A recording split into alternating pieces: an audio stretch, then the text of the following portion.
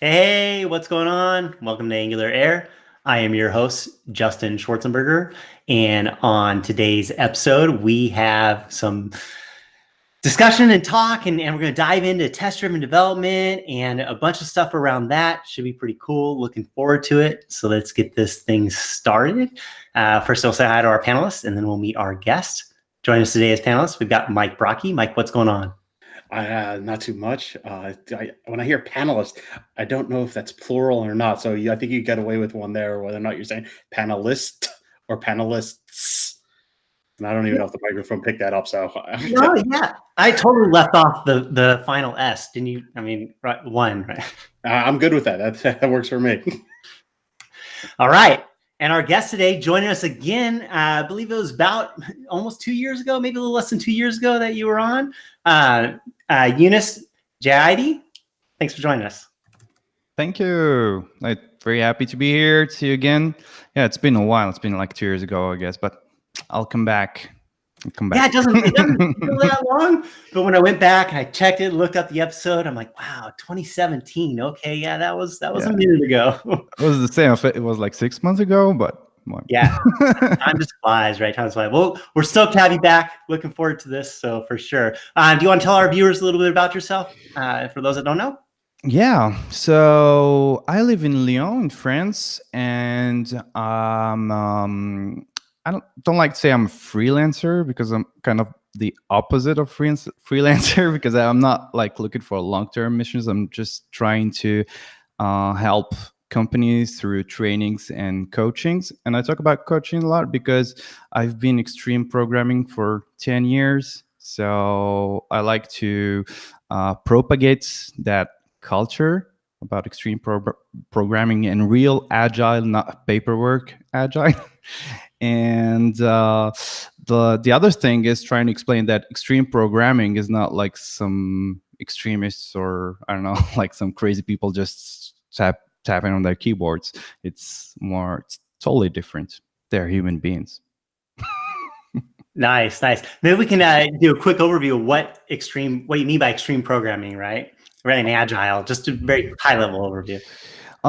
So like one of the main concepts about extreme programming is trying to reduce the amount of work, actually to maximize the amount of work not done. So every time you have to do something, the first thing you're gonna ask yourself, do I really have to do that? Is it like, and try to think about every move you're gonna do in your job, in your development. You try to calculate the economics behind it. So how much money would it bring to your product? Well, how much value it's going to bring?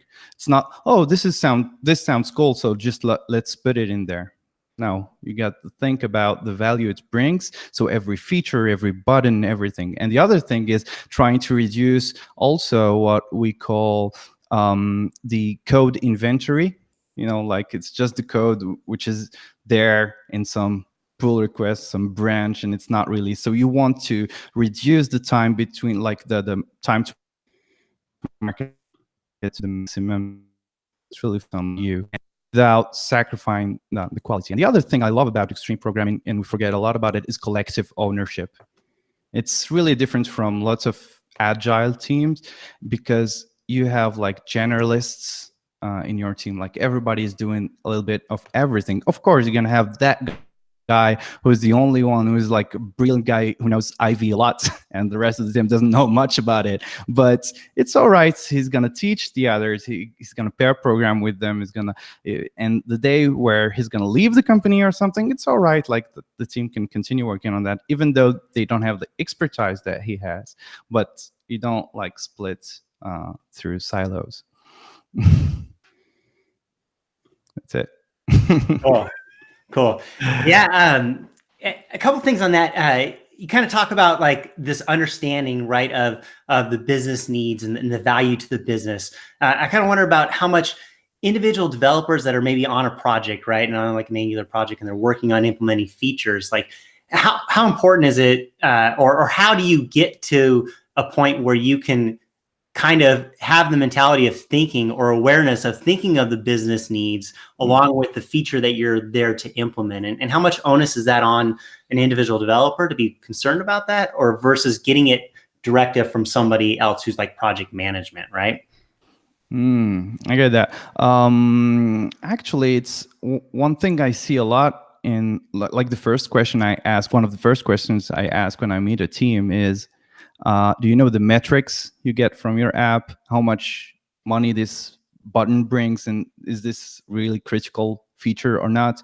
And you realize that they care about it, but they don't have the data. They don't have the input. And you're like, oh, do you have like what's your analytics application? They're like, I don't know. Do you have access to that? No, it's the marketing service. And you're like, no, you should care about it, and the management should give you access to that. Like, so, because people are looking forward for that. Like, you want to know, why are you writing this code?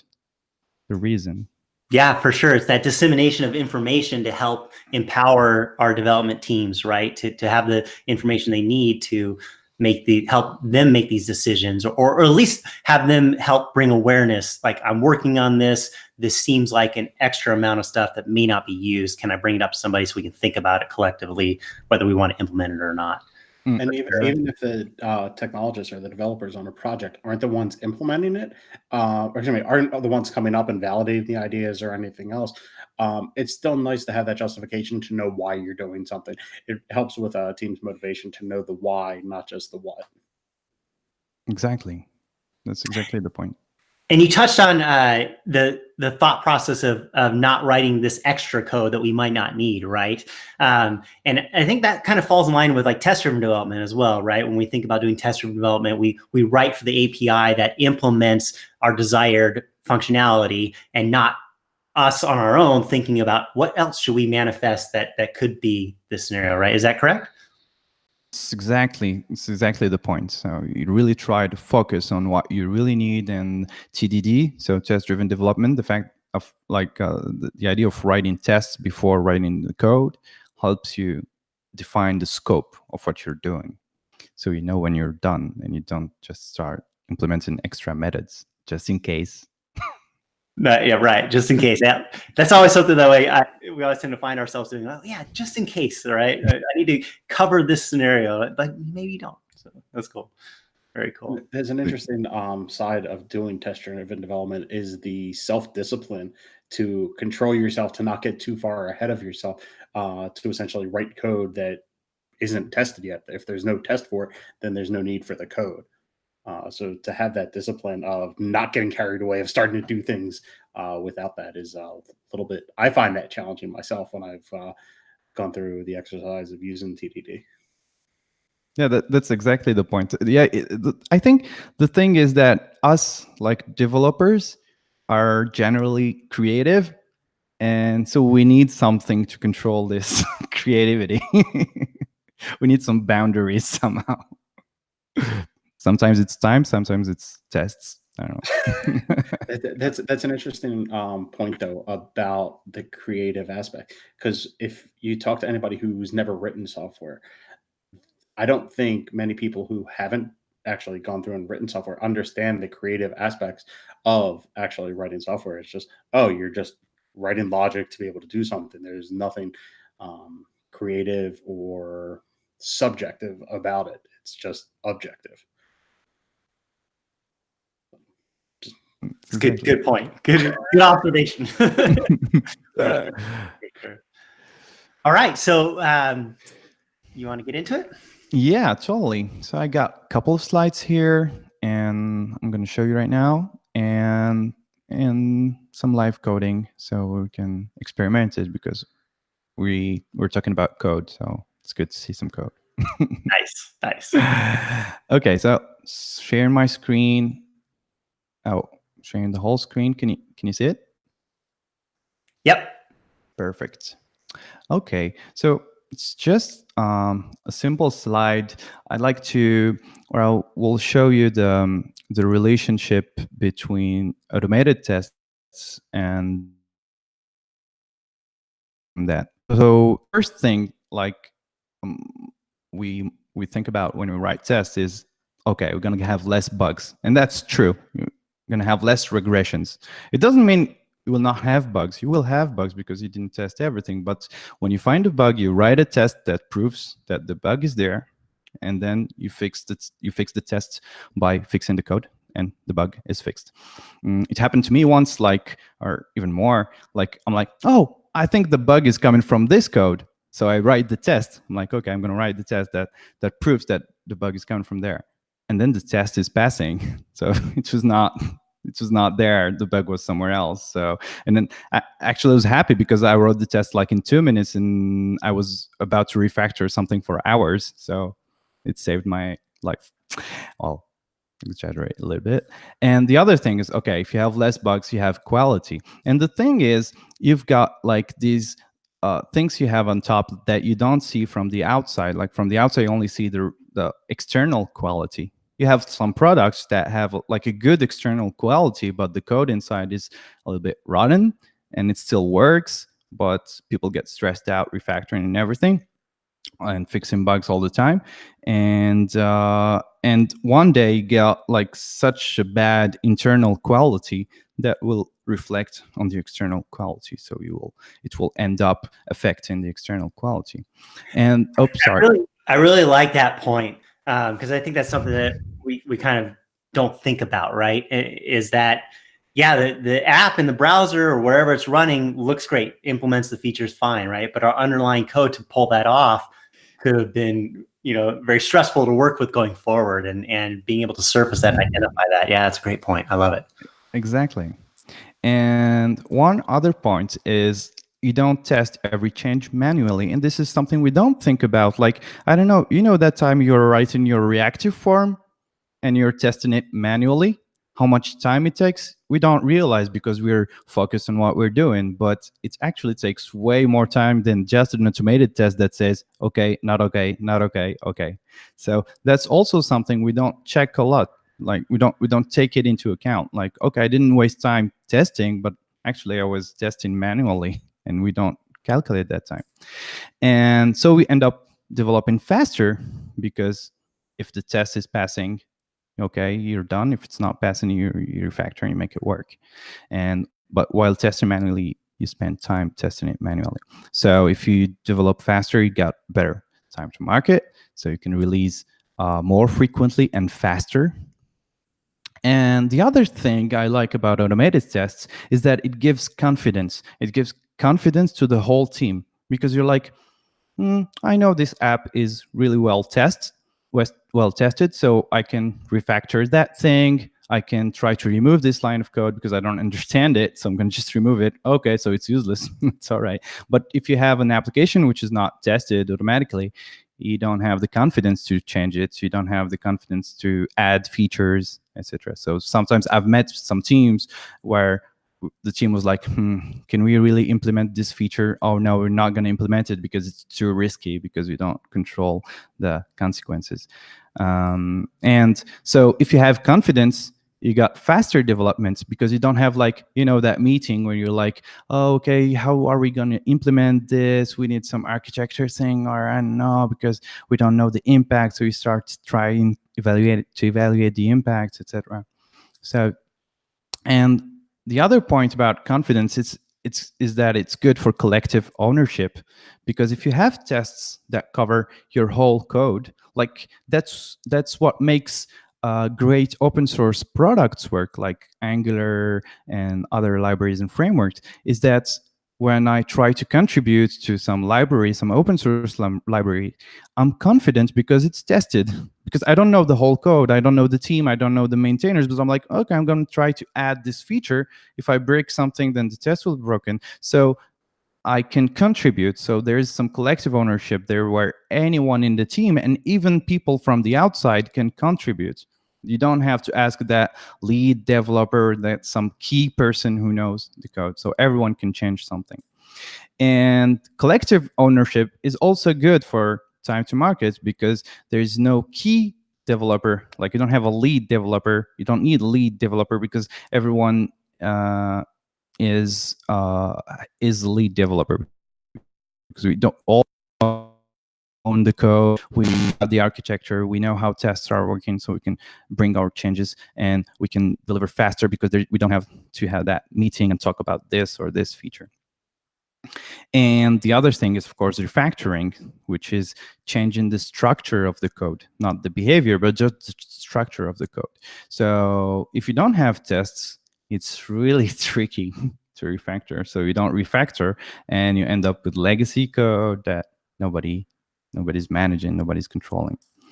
And of course, this brings quality, because refactoring means getting rid of useless code. It means making code more explicit and allowing us to improve the quality of the product by not having some useless or dead code there. And of course, it's good for collective ownership, because like I meet some function there that I don't understand because I didn't write it and someone wrote it there, and it's not very clear. So I can refactor it to make it clearer for everyone. So, and I can do that because I have automated tests. So it's collective ownership, because if there's a function there which is not tested and you don't understand it, you want to bring something to it, you're going to ask the developer who made it. You're going to ask him to refactor it or change the signature or something. And this is not good for collective ownership. And of course, there's a strong relationship between confidence and refactoring, because if you have confidence, you refactor. If you refactor, you get confidence. So, and you can't have confidence if you don't have tests, and you can refactor if you don't have tests. So I think tests are really key for if you care about confidence and refactoring. And one last thing I love about it is that we always think about our code, but I mean, like when you start an Angular application, we all know that you have 300 megabytes of dependencies and you have like millions of codes, and dependencies move a lot, especially in the JavaScript environment. And if you update your dependencies manually, it's going to take a lot of time. But if you upgrade them automatically, or frequently at least, and for example, on my application, wishtag.com, which is a wishlist application, we update every day our dependencies, and we realize that we update 4 dependencies per day. So that's how the JavaScript world is moving fast. And we can't hire someone for doing it. We can't do it manually. So we can do it automatically because we have tests that cover us. So if you don't have tests, you cannot update your dependencies, or you're careless. I mean, it's crazy. It's very dangerous. And of course, you get less bugs because you have the latest dependencies, which is a good point. And of course, it's good for quality to have the latest features. I'm not even talking about security. I'm just talking about quality here. And the last thing, which is my favorite part, is pleasure. So if you have an application with good quality that works fine, and if you have collective ownership, which means you can go on holidays whenever you want, and the team can keep working, and there's no stress. And if there's no stress, then there's pleasure. And I think it's really important to have pleasure in the morning. If you want to go to work, you have to have some positive thoughts before going to work. I have there's a lot of arrows on here, and it's amazing how all these things are interrelated. I did have one other aspect of automated tests that some people may not consider, is the dynamic documentation that they provide. It Exactly. really it's like a living documentation, to the point not just of keeping things up to date, because they have to be up to date, otherwise they'll fail. It's a good way for people to get started with a new library or a new application, is to just read the test to see how things work. So education is the point that I kept on having in my head as I think about automated tests, is for educating new people into a library or an application. I totally agree, and it's exactly the next point I was talking about. I was going to talk about. So it's I'll just mute myself for now. No, it's perfect. People will think we prepared it. Yeah, so it's the best documentation, as you said, and I don't talk about it here, but it's exactly what you said. It's very good for new developers that join the team. So they they read the test, they read the style guide. There's no style guide because they read the code and they understand the style guide. They just imitate, and that's how I started developing, and how a lot of start developing. Like, you join a team and you start imitating. So it's quite good if like you have tests. It helps you understand things. So the first thing about unit tests as a documentation is that they're up to date, and that's really cool, because that's one of the biggest problems with the documentation. The biggest challenges is keeping up to date. So you have the test for the code you're using, the code you have in your IDE. Then you have symmetry, and this is very important. It means if you're using some version of an application or library or anything, you get the test for that version. Because sometimes you're like using an old version and you're like looking for the documentation and you don't find the right one, or complicated.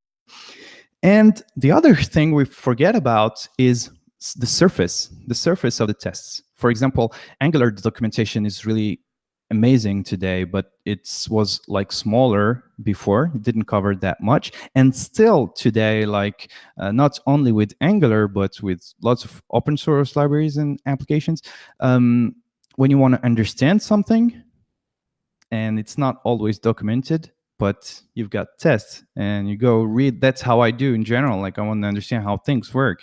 I go to the spec files, I go to the tests to understand how they work. So you got more documentation in the specs, in the unit tests, than in the documentation, the public documentation in general. And I love this. This is one of my favorite examples. Do you know where it comes from? Which library? Is that Marble.js? Yeah, RX. Oh, it's from Arc. Okay. But yeah, and RxJS. So it's exactly the point here. So it's a unit test of the count operator that gets a stream, and it counts how many events there are inside, and so it should count 3. And the cool thing here, what I love about RxJS, which is like everything related to reactive programming and streams in general, is quite tricky to test. But what I love about RxJS is how they implemented the tooling to test using ASCII art streams. So that's the first thing. So it makes it really easy to understand. Okay, so I have a stream with 3 events with some time between the events, and at the end I'm going to expect, using the count operator, a stream that will end at the same time, and which will provide a count of 3. And the crazy thing is that they developed a tool, a little helper, which is called AsDiagram. And actually, the diagrams you see in the RxJS official documentation is generated thanks to the unit test. So this is one of my favorite examples of how testing is related to documentation, and it's the best documentation. Well, actually, I've heard about some issues with this AsDiagram with some operators, but still, it's good. It works for most of the time. That's really cool. Yeah, I love the way that you simulate the streams with the different characters, right? With the dashes being a period of time, the A, B, C being your values, and the pipe being like the end of the stream, stuff like that. And you can also do errors. What is it, like a hash or yeah, I guess it's the hash, yeah, error, right, from your stream. But I did not know about the AsDiagram, so that's awesome too. That it will actually generate that image. Very cool. Yeah, it's quite fun. And so I was just going to show you a last slide before moving to some code. And this one is about TDD, so test-driven development, which is nothing more than writing tests first. And it's somewhat the same kind of slide than the one before, with the relationship between TDD and the consequences of TDD. And so the first thing is that it helps you focus on the feature. So while you're writing your test, you're just focusing about how what you need. You're not thinking about the implementation. You're not thinking about, what library I'm going to use. How am I going to code that? You just, what do I need? You're just focusing on what you need. And this is very important, to focus on the feature first, not getting confused with the implementation, and then focus on the implementation once the tests are implemented. And the other thing I love about TDD is that you know when you're done. When it's green, it's all right. You can go home. It's you finished. Because when you don't have tests, you're always like, does it work? Does it handle this edge case? Am I done? Am I not done? Should I read my code again? I don't know. So it's quite nice to know when you're done.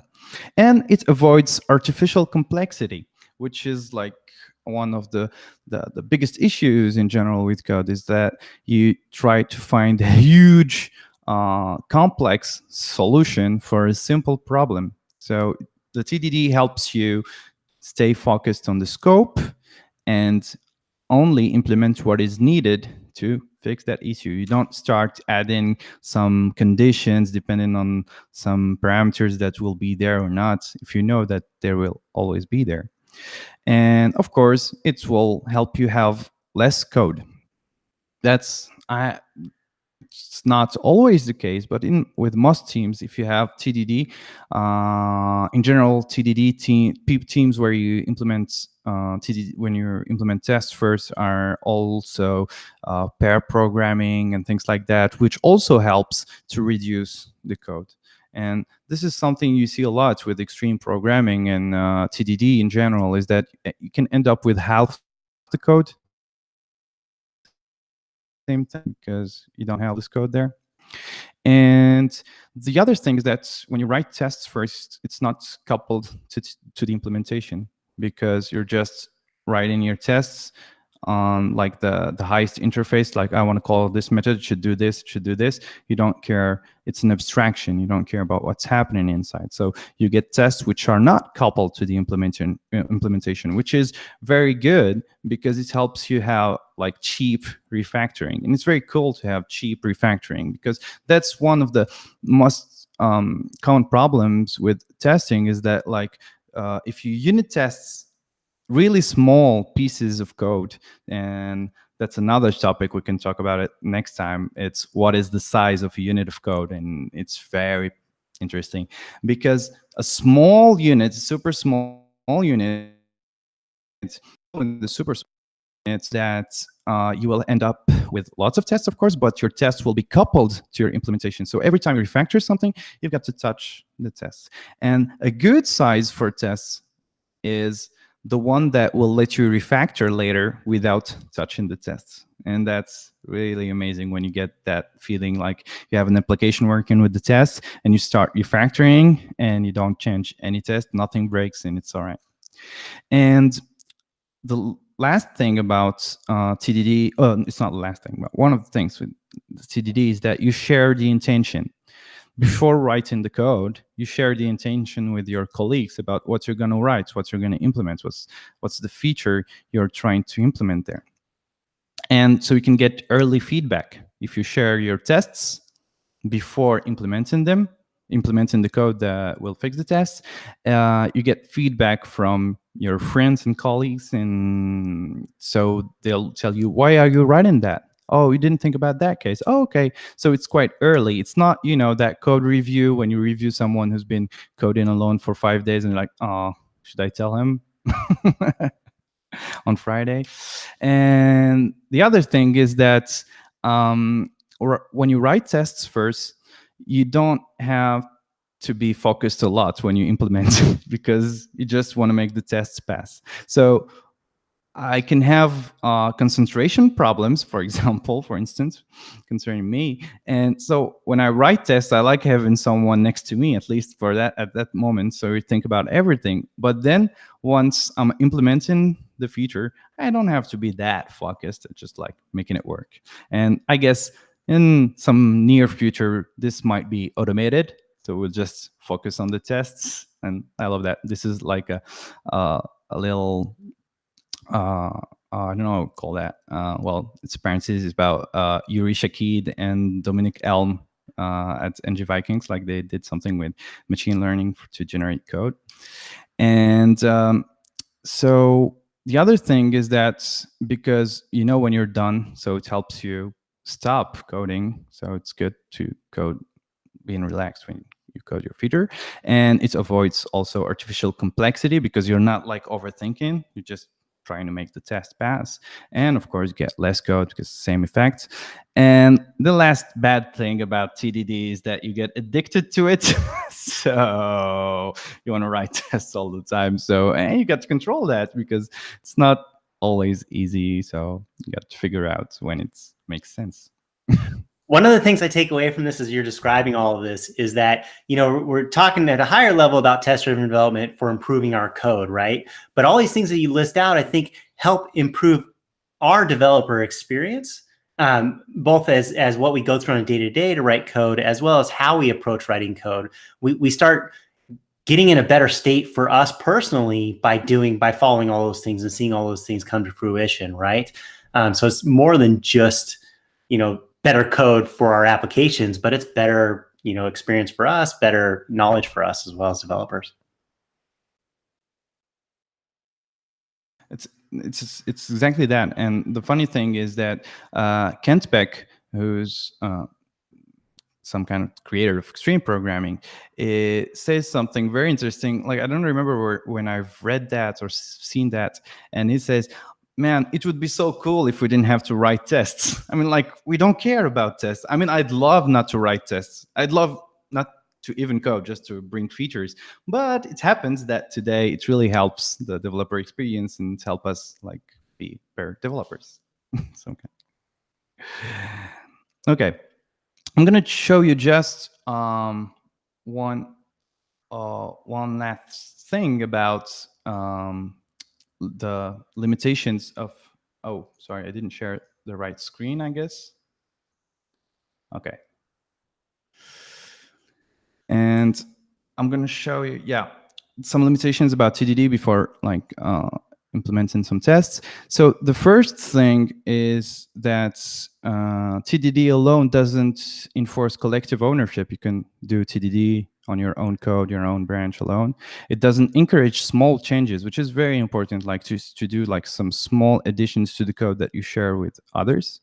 And it doesn't solve asymmetry problems, like the fact that you've got some code on your computer which is not the same as the one on your on the other developer's branch, then what you get on the staging environment is not the same as the one got in production, etc. So if you have small changes, we can get like the same code everywhere. Now all the branches. So I've been using this variant of TDD for a while, because what happened to me once is that I started refactoring something, and like it took me like 4 or 5 hours, and it was in the night, and I was getting crazy. So I just went to bed, and the day after I reverted, and I decided that I'd never code for more than few minutes before committing some change. That works. So if it takes more time, then it's a bad idea. And the idea of Timeboxed TDD is that you code, you run the tests. If they fail, it's all right. You fix them, and if it works, if it's okay, then you commit and push. But in parallel, you run a timer, and after like few minutes, like 5 minutes, for instance, if the tests are not passing, or doesn't even care, actually, after a few minutes, it will revert all the changes you have.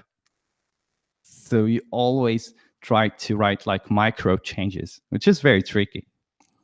And the other variant of this is TCR. And TCR is an idea from Odmund Ströme, and it was an experience, something that was experienced with Kent Beck from Extreme Programming and 2 other guys, Lars and Ole. And the idea is this one is, let's code, run the tests. If the tests fail, then we revert. If the test passes, then we commit and push, which is totally crazy. And we're going to try this out, and you're going to see it's really amazing. It doesn't work for everything, but for refactoring, for example, it's really, really cool. Okay, so are you ready for some live code? Yes, I am ready to see this. As you're getting the live code set up, I want to give you credit. I love all the images on all the different graph pieces to kind of drive home as well. Oh, really? Thank you. Great. Cool. This is not the right project. So this is the one. So it's just an Angular application where I've set up Jest using a super cool schematic but from the Brybug, I guess, company. And it helps you set up Jest quite easily. Anyway, I'm not going to talk a lot about Jest compared to Jasmine and Karma, etc. But it happens to be very interesting for TDD and TDD and TCR. So I'm going to start with TDD and Timeboxed TDD. So I'm running yarn test watch, which calls Jest watch. So I'm just watching my files and just running the test for every change. So the cool thing with Jest is that it only runs the tests that have been concerning the code that I've changed. So right now I didn't change anything. And the other thing I'm going to set up here is limited whip. I'm using IntelliJ, but it works with WebStorm too. I'm not aware of any plugin for VS Code for the moment, but I think it's going to appear soon. This one is called limited whip, and you can control, for example, how many lines of change you can have. And if I have like more than 80 lines, I have a warning that tells me, oh, you have to commit your changes right now. And this is auto revert, so it will revert my changes after 5 minutes. So I'm going to use this one for the moment. So as you can see here at the bottom, the auto reverse is stopped because I didn't change anything. But if I create a file or something, I don't know, just creating some file here. Didn't work because I created from the console, from the terminal. I'm going to create it here. So I'm going to create some cart spec.ts. Okay. Okay, so the timer started. So I have 5 minutes. If I don't make a commit in 5 minutes, it's going to revert my changes. I'm not going to ask any questions. Just go. Just go. Okay. So here we go. So the tests are running here. So what I want is I want to describe my test. I'm going to implement a cart where I'm going to put some sandwiches inside. And thanks to Jest, I can implement my IDs with the its.todo, which is just test which doesn't run anything, but just tells you what you're going to write. So the cart should add sandwiches. Okay, so this is my first idea. And okay, of course, the test is passing because it's running nothing. If you're using Jasmine, you just have to exclude the test, and with exit, it's just the same. And I can already make a commit. So it's going to reset my timer. So I love to do it. You can use I love to put emojis in my code, in my commit messages. So there's Gitmoji, which is like some guy who prepares a list of emojis you can use for different kind of commits. But I like to use this one, which is like work in progress. Or some other one like well, anyone is fine. And what I want to do is back in the day, we used to the hard hat right on our websites that were coming soon. We built websites, so the barrier looks the same. Yeah, I agree. Oh, God. Perfect. And so, okay, add sandwiches to cart. So that's my goal. Or you can, if you want to be more specific, you can be more specific. And I like to put, I like to always remind using some emoji like this, the goal. What are we going to do? I want to add sandwiches to cart. So everyone keeps focused about what's the real feature, what's the goal behind it. It's even if you're using some feature, some issue ID or whatever, it's quite nice to have something explicit. Okay, before you commit that, don't commit to restart the timer. I just want to make a quick comment. So we still have some time, right? 2:44. Sorry. What? Oh, you didn't want me to commit? You already commit. You already restart. Okay. Well, now I'm eating into the next time. Okay. I was going to ask you earlier when you were talking about how can you share this intent with other people on the team, right? Without having written the test yet. And so this example of how you're doing the it.todo, I guess that's how you would do it, right? You're essentially pseudocoding your TDD, yet you're committing it so that the rest of the team can see that. Exactly. So, and everything I commit is pushed. And that's another topic is we should all work on the same branch, which is totally crazy, but very interesting. And there's another concept, so I'm not going to talk about it a lot here, but all your colleagues will keep pulling automatically. They will keep pulling all the changes. So everyone is working live on the same thing, but you only push the code which is working. So that's exactly the idea of all this. I can reduce the timer if you want to see the revert. And I kind of just want to see that, to be like in the middle of typing something. Is it like even if a file is unsaved? yeah, totally. That's crazy. I don't know if I can go lower than 2 minutes. No, if you do 2 minutes and then like right before the timer expires, you can copy your code. Yeah, I'll do that. And I'm assuming it doesn't clear your clipboard. Actually, it removes everything on my hard drive, even my holiday pictures. It's like Mission Impossible self-destruct. And my computer burns, actually. See ya.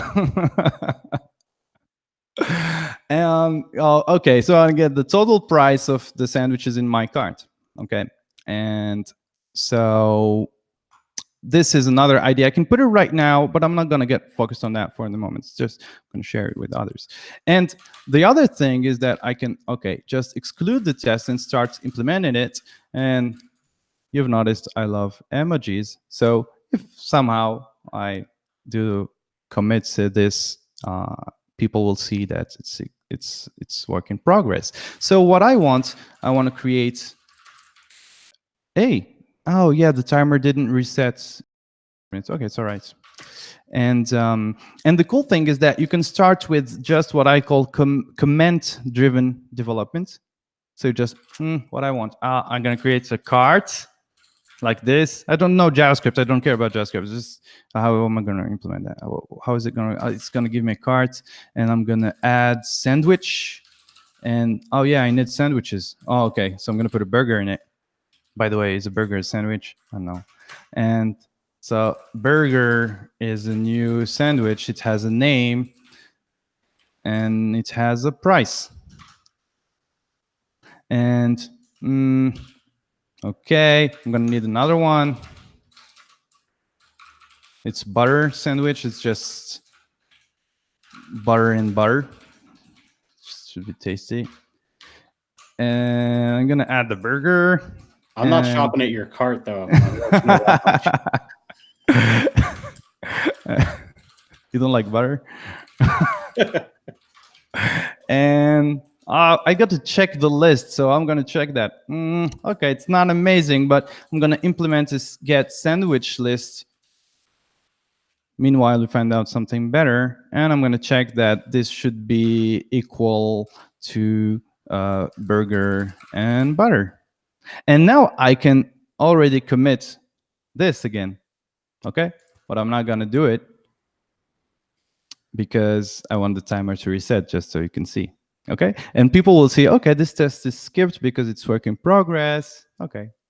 And now, once you've committed this, okay, it's all right. And now, once you've committed this, you can create cards. Okay, I'm just gonna implement that. This could be just some plain English. You can also do like add burger to cart. I mean, it's all right. It's just the idea. And then you realize that you have to mock things, or I don't know. And okay, I need a burger. I need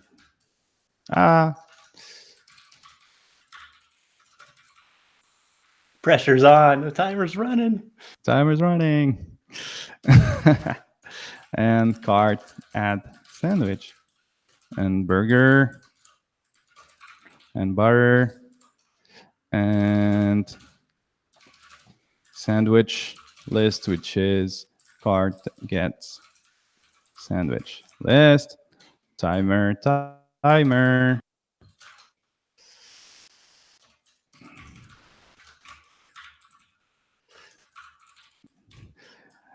Oops.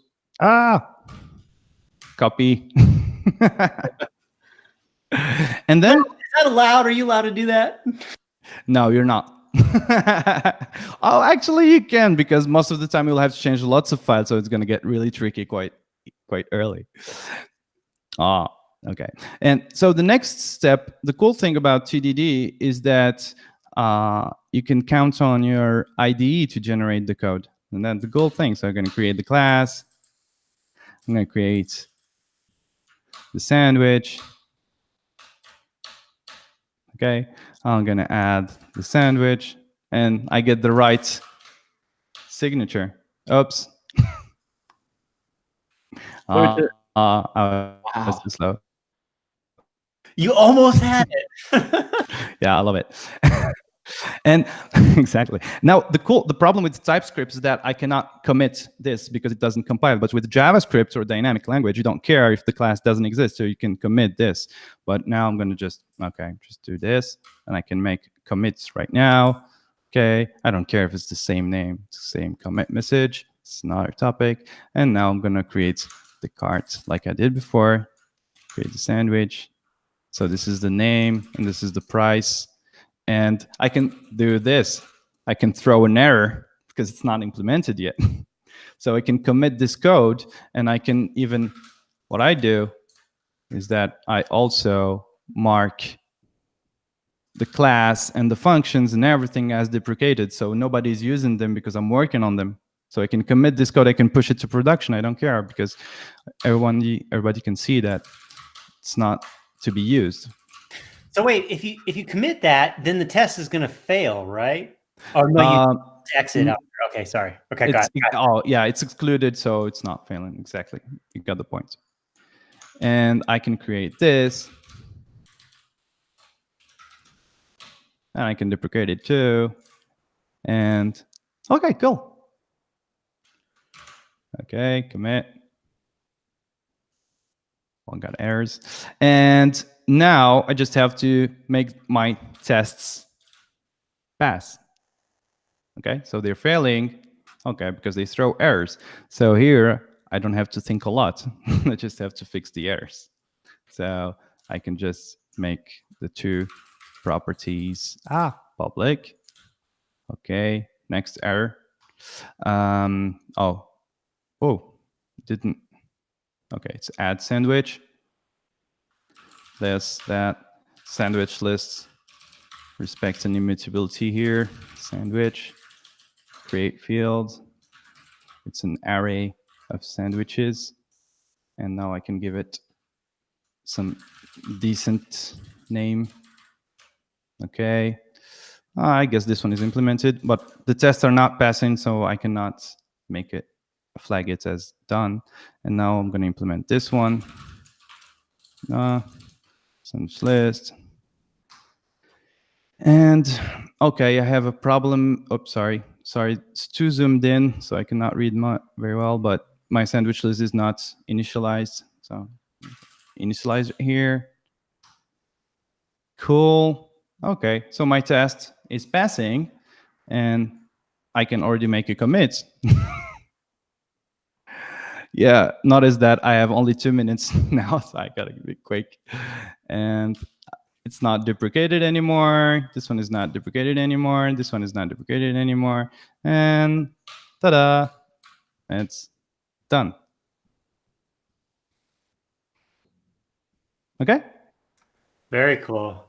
So that's Timeboxed TDD. Of course, 2 minutes can be tough, but maybe 5 minutes is better. It will really depend on your language and the project, etc. But the longer the timer is, the more risk you take, because you're gonna get a revert, and you're not allowed to stash or things like that. That's not the point. The point is trying to be to commit quickly. And now I'm gonna just implement quickly the get total price. Just And well, I'm going to duplicate this, which is not very nice because I should have a before each or something, but I'll do that later. And I just want to expect cards that get total price to equal 16. Just going to do it in one shot because I don't have that much time. And just reduce, get the total price and the sandwich. And so it's total plus sandwich dot price and 0. I hope it's going to work. Okay, it's good. I can commit that. Oh, I didn't flag the feature as done. But anyway, forget it. Well, it's all right. And by the way, when this happens, like for example, I do this, and this is total price. Okay. And then you realize that it was not work in progress. It was done. It's all right. I do this a lot because like I'm working on it and I'm like, oh, it's done. I'm like, okay, it's all right. I'm going to allow an empty commit. And there, put like my conventional commit with feature, blah, blah, blah, with some emoji and get total price.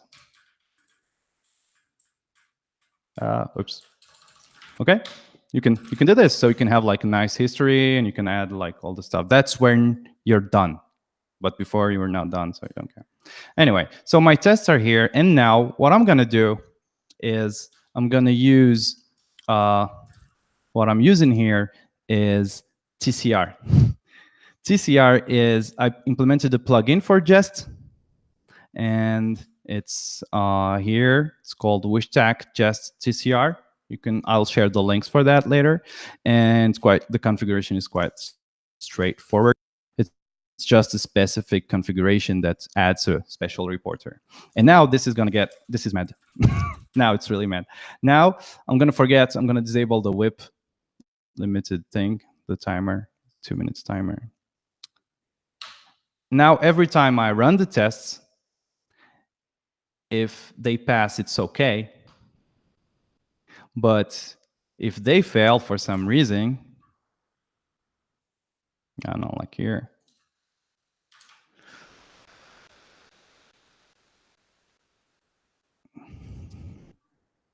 it's reverted. So every time you run the test, they're going to revert if they don't pass. So I'm going to run them here manually. I'm not using watch when using TCR, because if you're watching and TCR at the same time, it's going to be really tricky when you want to change multiple files. But I'm going to show you some real use case here. And it's very nice for refactoring. So I'm going to use my IDE to run it, so I can use my shortcuts to run the tests. And I'm going to refactor. Like here, the first thing I'm going to do is that, I don't know, like I want to use named parameters here. So I'm going to convert this like that. That's why I love all the IDEs that provide these kind of features. I'm going to use named parameters like this. I'm going to save the file. I'm going to run the tests. And okay, it's cool. It's done. And now look at this. If I check my history here, there was a commit. The code was committed. So every time you make a change, it's going to be committed. But here you should name your commit first. So every commit that we come later will use the same message. So here I didn't push, so I can cheat a little bit. I'm going to do it here. And this is clearly refactoring card. Okay. So it's not very beautiful because we've pushed everything, so it's too late. But now every commit that will be done by TCR will use this message. And this is quite cool. So I can, okay, now I'm going to use args here instead of this. Oh, sorry. I run the tests. I should run only changed. It should be better. Well, anyway. And now, okay, it's made another commit on top of that. And the cool thing is that you're like, this is tricky. I want to replace price by a price object. How am I going to do that? Okay, so I'm going to rename this to price amount. Okay, and okay, this is cool. I want to rename this one too to price amount. Okay, this is good. I can run the tests. If the tests fail, I'm gonna lose everything, and I don't want to lose everything. Okay, good. And now I'm gonna add, I don't care about this. I'm gonna add price, which is a price, which is an interface here containing amount, number, and currency string. Okay, this is cool. Is it gonna work? I don't know.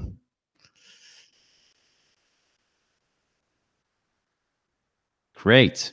And now I can use a new parameter here, which is a price, which is optional, for example, or I can use an interface and use partial or anything, but this is good. I'm gonna just try, make sure it works.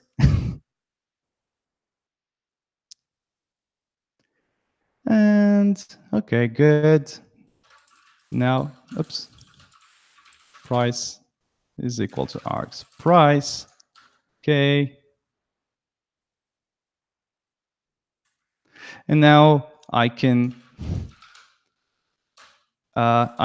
deprecate this for the moment. I'm going to deprecate this one actually because this one is work in progress.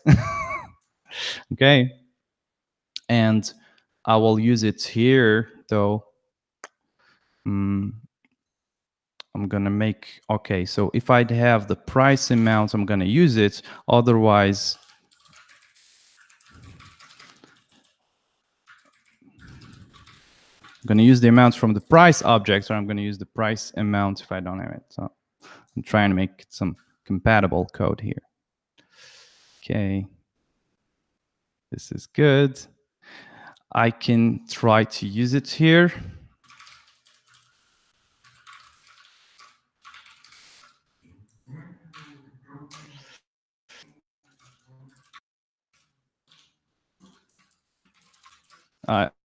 I shouldn't do it right now. I'm going to change just this one. I have a problem here. The amount is number. What's my mistake here? Price. Oh yeah, because price amount is not optional. That's why. Okay. I run the test. Good. Clear. Each time you run the test, that's doing another commit, right? Because of this. Yeah. Every time I run the tests, if they work, it's going to commit and push. Oh, I made a mistake here. You see, it's reverted. Oh yeah, because I didn't use, I don't know, if I do this, I run the tests, it's not price amount, it was price. So the tests are not passing. So boom. So it's always just a small change. And the cool thing is that you can stop whenever you want. You have an application which is in a state that is working. You're never like in a huge refactoring, like, oh, sorry, I can't come eat right now. I have to finish this. I'll join you later. And now, I mean, this is a bit extreme. I mean, yeah, a lot of people who are writing tests, if they write it and the test fails, they fix the code to make the test pass. Here, it's, hey, sorry, your changes you just made are gone. And sure, you're doing things that are like one line here, but you may have something that's a little bit larger in between test runs. Yeah. So is that something that you're actually a practice that you're following day in, day out with your development? Exactly. Yeah. It's TCR is really a challenge. It's an exercise. It's more of an exercise than something that you can use in the day-to-day life. But if you check out some commit history on my open source libraries like Washtax, Steroids, and things like that, you're going to see some TCR commits there. And TCR can be really tricky, especially if you don't know the APIs of the libraries you're going to use yet. So you're very experimenting things, and it's really not cool for experimenting. So that's why usually what I do is that I use Timeboxed TDD for implementing features, and I use TCR for refactoring. And TCR for refactoring is really cool because it makes you think about alternatives like this special state where you have like this old property, then this new one. Then now that it works, I'm gonna use this one and I'm gonna mark it. The old one I'm gonna mark it as deprecated. Use I don't remember the syntax for link. Oh shit. Oops. Oh, I don't care. Use Price. price instead. And you can do that. And that way, okay, you're gonna migrate, and it helps you. TCR will really help you for refactoring. It makes you split like a huge problem into smaller problems, and in most cases, you will be like, "Oh, I don't think it applies for here." But if you work together, if you work with a team on that, and you can think about it a little bit more, you're gonna figure out that it's still possible for most of the time. So it's even for components here, I didn't use the component example, but even for components, you can use that. Like you can just, I don't know, press the button. And the other thing is that you can also cheat a little bit, where I love to do this, like for TCR, like you're implementing something. And what I do is that I just comment out everything except the first line and I make it work. Then I comment out the second lines. And if it's not possible, if at least for refactoring it's not possible, then maybe we should find out some other design to make it easier. Yeah, super interesting. So I guess the concept then is like you're always moving forward, because one of the things I think about, my mind goes to is, oh, well, I just did like 15 things. And what if I'm not happy with how I implemented that? And I come up with another way to do that, right? And so without this, I would probably just go and refactor that to come up with the different solution. But this almost feels like, look, the past is in the past, right? Micro commit passes in the past. We're just always moving forward. So Yeah. if you do the better way, now you just do the same process going forward and just change your architecture to do this new way. And you're just like, hey, look, we did that in the past. We tried the other, didn't work. Now we're on to this one. Does that make sense? That's exactly the point. Like you're always like moving forward and sharing your work with others, so you don't end up in this like refactoring hell.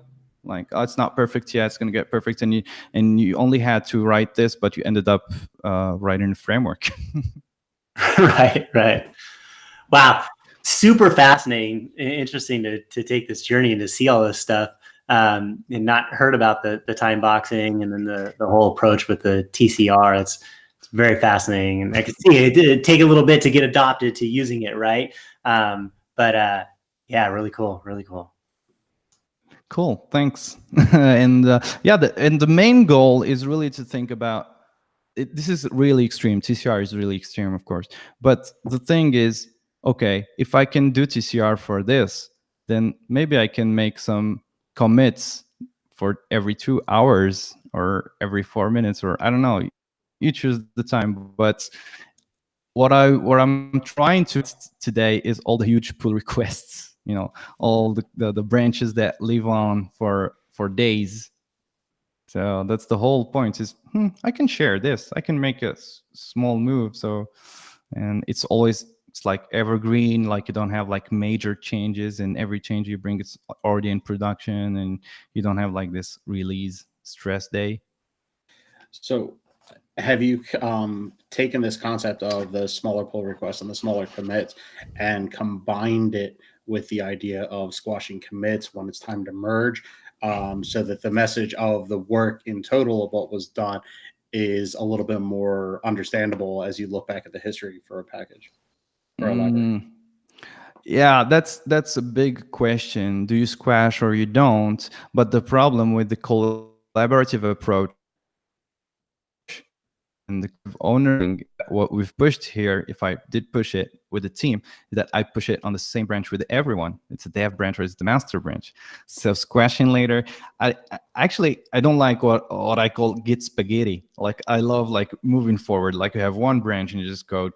It's not what's going to production, and actually it's better to have small commits, because like if you imagine you have like some bug or some memory issue that have been introduced before, it's quite easier to use some features like git bisect to go find the commit that introduced the bug.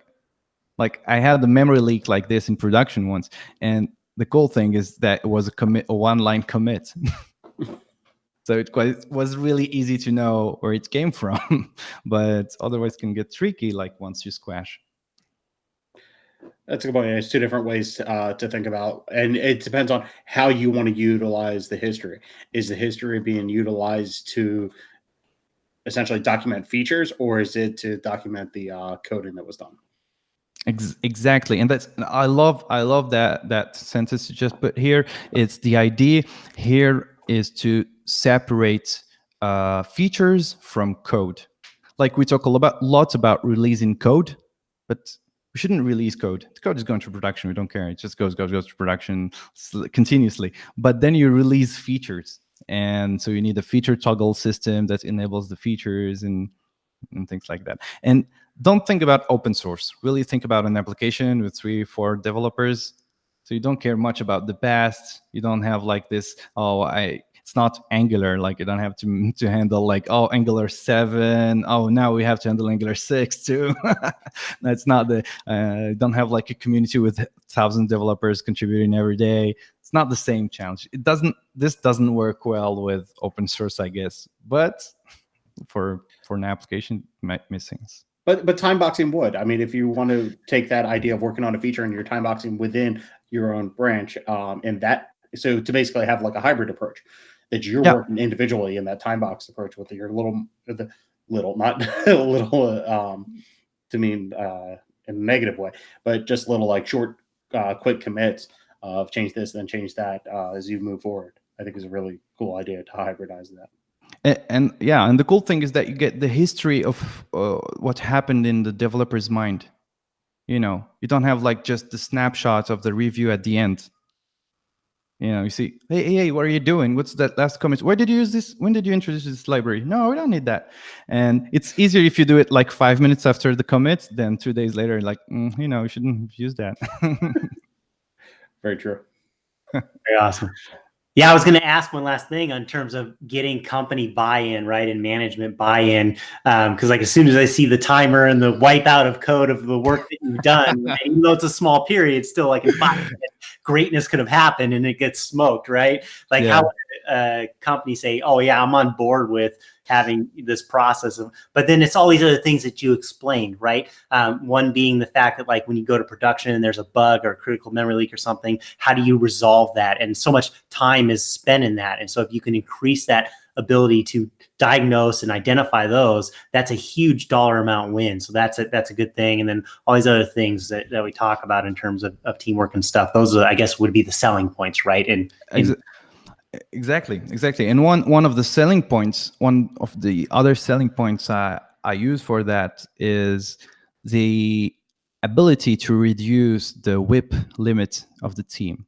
What I mean by that is that usually you have a team of 5 developers, so they work on 5 features, completely separate, so they don't have conflicts, and then you get this, that feeling like, hey, I'd love to have a helper for my test to trigger a click on my component. And like, I implemented one. On your branch. Can I have it? How can I ask? Cherry pick? Oh no, I'm gonna. I don't know how to do that. And so, thanks to this approach, like you don't have to put everyone on the same branch. But what I do is that I always use a WIP limit of half the size of the team, rounded to the lowest number. Like for example, for a team of 5, we'll work on 2 features at a time. And I don't care about how they handle it, but there's one branch or at least 2, at maximum 2, and that's the only way of working. Because if biggest changes, it doesn't work. And the thing is that the cool thing with small changes is that if you have a conflict, the solution is really easy. It's just you revert it. Okay, I'm gonna rewrite it again. You don't have conflicts. You don't review your code because you pair program, you share your code live, and you don't review your own code. I don't know if this happens to you. Like you commit a change, and then before committing, you're like, did I put all the files? Oh no, I forgot the spec file. I forgot the README. Oh no. Oh, what's this file again? And to just push the Yeah. code. I do that a lot. I'll make my PR, then I'll review my own PR to make sure I've got it all right before I add to review it. Yeah, for sure. Awesome. All right. Well, we're a little bit over time. So much good content. Sorry for that. I think we probably should wrap it here. Okay. Very cool. Let's get to some picks, and then we'll call it an episode. Mike, you got some picks? I'm going to take the obvious one. That's sitting out there. It's ripe for the picking. It's already been mentioned in the chat a few times, but Angular 8 has been released. Angular 8 or version 8 of the framework, as well as for the CLI, are both out in the wild. Go play, go upgrade, differential loading, and a few different things are live now. So go check it out. And then also this past week or a few days was NG Vikings, and I see a few videos have started to appear. So go check that out. I will be doing the same thing. Very cool. Very cool. All right, Younes, do you have any picks? Super cool. Yeah, I got one pick about a guy called Luca Mizzelina, because there was this discussion on Twitter where Dan Abramov from React said something about, like, I don't understand micro frontends. So it triggered like a huge discussion. And there's this guy who writes a lot about micro frontends, just wrote like a huge post, huge article about a micro frontends, explaining the how and why, etc. So it's very, very interesting. Nice. All right, and where can viewers find out more about what you got going on and follow you? Because you're such a great teacher, and all it's amazing. So please let our viewers know. Okay, so I'll be sharing some links. So I usually share my stuff on Medium. So it's medium.com/wishtack, which is the name of my company. And I've got an Angular guide, which is in French, which is public. And I'm working on some video content in French and maybe in English soon too. I don't know. So if people are looking forward for some video content in English, and the thing is that I use the same way of working when I'm making video courses, is that they are free while I'm work in progress. And then I sell them afterwards. So yeah, and on Twitter, of course, I share my content, and on wishtack.io. So I'll be sharing all the links for all this content, but mainly on Medium. Awesome. Perfect.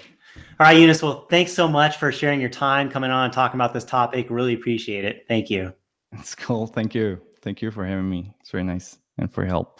For sure. We look forward to the next one. Hopefully sooner than 2 years, right? Yeah. Awesome. I'll time box it to 6 months. I was going to say would say you need to commit, or we're going to have to revert that. All right. Well, good thing this episode's not going away. It's going to be out there. So we made the timer, so we're good. All right. If we don't get 1,000 likes, we're going to revert it. Going to remove it. All right. It'll be there. All right. Wrap.